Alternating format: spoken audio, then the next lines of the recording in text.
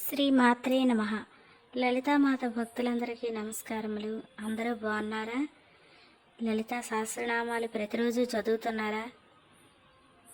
నిన్నటి వీడియోలో మనం సంపత్కరి సమారూఢ సింధుర వ్రజసేవిత అశ్వారూఢ నిష్ఠితాశ్వ కోటి కోటి భిరావృత అనే శ్లోకాన్ని చదువుకున్నాం. ఇప్పుడు 26వ శ్లోకమైన చక్రరాజరథారూఢ సర్వాయుధ పరిష్కృత గేయ చక్రరథారూఢ మంత్రిని పరిసేవిత అనే శ్లోకం యొక్క అర్థాన్ని చెప్పుకుందాం. చక్రరాజరథారూఢ సర్వాయుధ పరిష్కృత అనగా చక్రరాజము అను పేరు గల రథమును అమ్మ అధిష్ఠించి ఉన్నది. ఆమె కరములనందు సమస్త ఆయుధములు అలంకరింపబడి ఉన్నవి అనే భావంతో ఈ నామమునందు అమ్మ యొక్క స్థితిని స్తుతిస్తున్నాం. అంటే చక్రరాజము అనే పేరు గల రథం మీద అమ్మ కూర్చొని ఉందట.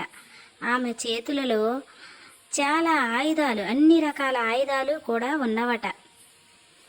గేయ చక్ర రథారూఢ మంత్రిని పరిసేవిత అనగా చక్రరాజ రథమును అధిష్ఠించిన అమ్మ గేయ చక్ర రథమును అధిష్ఠించిన తన మంత్రిని యొక్క సేనలను అందుకొనుచున్నది. అంటే గేయ చక్ర రథాన్ని మంత్రిని అనే అమ్మవారు, అంటే సేనా నాయకులు ఉంటారు కదా, లలితమ్మ సేనా నాయకులు, మంత్రిని, దండిని, వీళ్ళు శక్తి సేనలు. అందులో మంత్రిని యొక్క రథమంట గేయ చక్ర రథమట. ఆ రథాన్ని అమ్మ చక్రరాజం అనే రథాన్ని ఎక్కి ఆ రథాన్ని వెంబడిస్తూ అందుకుంటున్నదట. ఇది ఈ శ్లోకం యొక్క భావం. అయితే భక్తులారా, ప్రతిరోజు లలితా సహస్రనామాలను మీ ఇంట్లో ధ్వనించేలా చేయండి.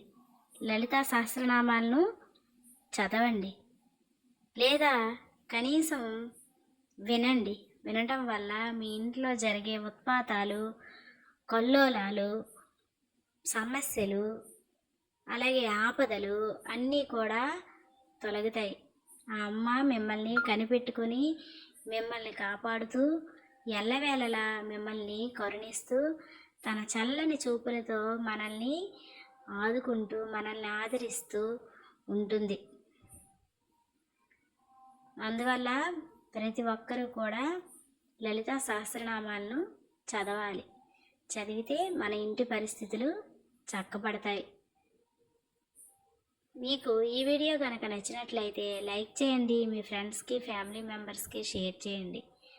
అలాగే నా ఛానల్ కనుక నచ్చినట్లయితే నా ఛానల్ని సబ్స్క్రైబ్ చేసుకోండి. శ్రీ మాత్రే నమః.